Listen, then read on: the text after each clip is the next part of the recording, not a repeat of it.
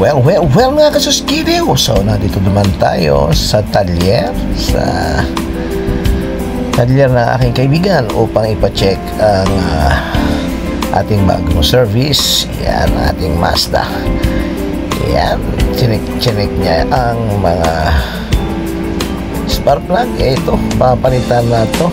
Ayan, ang rubber, ano bang tawag dito, hindi ko na po ang tawag dyan. Para papalitan na yan kasi bumigay na siya.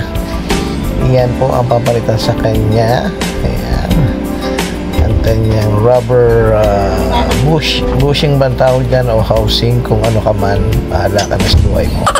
Pero pinapalitan na rin siya ng suspension bushing. Ayan, at tinatanggal na nung ating kilalang mekaniko, si Ranico. Ayan. Medyo umaambong pa ng konti.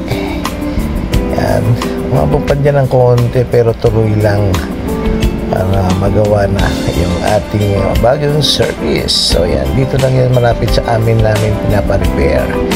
Ayan, hanggang ngayon kahit umaambon, tuloy ang pihit ni Kuya. Ayan, so eto, malapit nang maikabit. Ayan, napalitan na ng bushing. Ito na, so mamaya check naman yung spark plug. Papalitan na ng spark plug kasi mayroong isang spark plug pang padalawang spark plug ang hindi na gumagana, so papalitan na siya. So ito naman chinecheck na rin. Yan, medyo pahinga lang ng konti ang ating si Ranico. Yan, ito na, sinusukat lang niya.